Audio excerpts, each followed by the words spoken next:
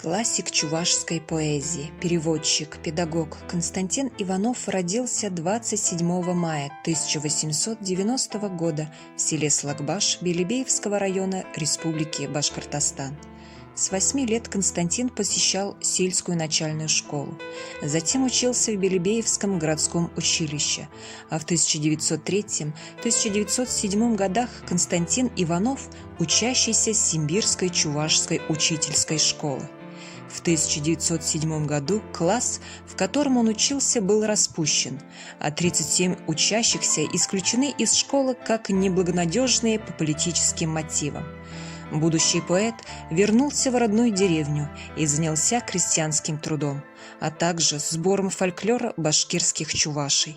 Через несколько месяцев директор Симбирской чувашской школы Иван Яковлев вызвал Константина Иванова в Симбирск для работы в комиссии по переводу книг на чувашский язык. В 1909 году юноша, экстерном сдав экзамен, стал учителем чистописания и рисования в женском двухклассном училище при Симбирской учительской школе. Константин Иванов принял активное участие в подготовке сборника «Образцы мотивов чувашских народных песен и тексты к ним». При его участии был подготовлен и издан новый букварь для чуваш с использованием русской азбуки. Осенью 1914 года, тяжело больной туберкулезом, поэт возвратился из Симбирска на родину. 26 марта 1915 года он умирает. Национальная библиотека Чувашской Республики делает многое для популяризации жизни и творчества Константина Иванова. Издан библиографический указатель «Константин Васильевич Иванов». В электронной библиотеке Национальной библиотеки представлены полные тексты всех произведений поэта, нотные и драматические издания, афиши, плакаты и репертуары театров. Востребованной является виртуальная выставка «Константин Иванов. Гений чувашской поэзии». Она призвана познакомить читателей с произведениями классика чувашской литературы, материалами о жизни и творчестве поэта, редкими архивными документами, фотографиями, живописными и графическими работами. Многогранное творчество Константина Иванова раскрывают материалы раздела «Наследие поэта». Здесь представлены произведения поэта.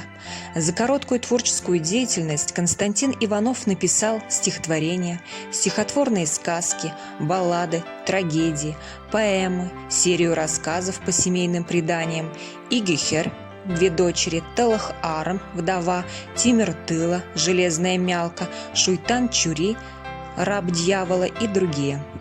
Его заслуженно называют основоположником чувашской художественной литературы. Самое известное произведение поэта – это поэма «Нарспи». Константин Иванов написал ее в 17-летнем возрасте. Поэма написана в лучших традициях чувашского народного творчества. Она является культурно-художественным памятником чувашской словесности.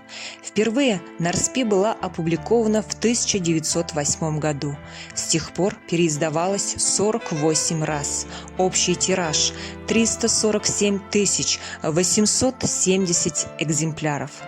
Поэма переведена на 16 языков – азербайджанский, английский, болгарский, венгерский, немецкий, таджикский, турецкий, украинский, русский, башкирский, марийский, татарский, удмуртский, якутский, эсперанто, мордовский. Отдельные отрывки переведены на итальянский и шведский языки.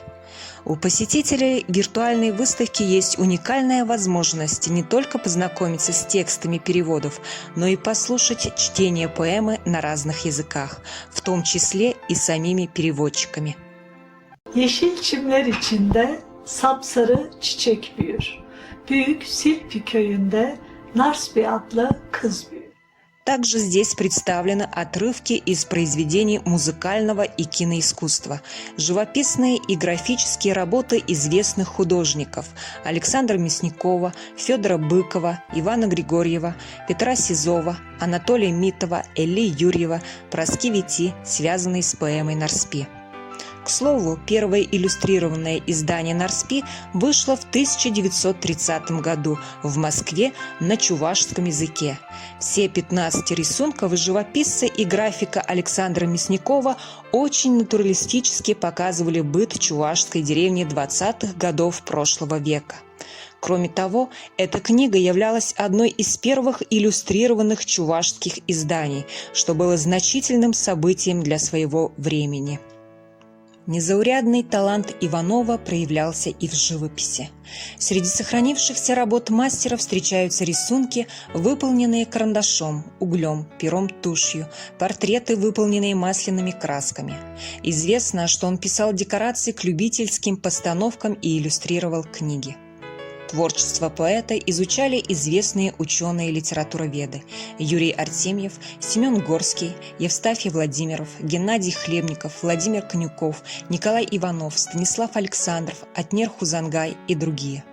Так, по мнению доктора филологических наук Юрия Артемьева, Константин Иванов впервые рельефно отобразил чувашский национальный характер, эстетический идеал, качественно обновил содержание и форму поэзии, раскрыл новые возможности эпических жанровых форм, внес большой вклад в разработку литературного языка.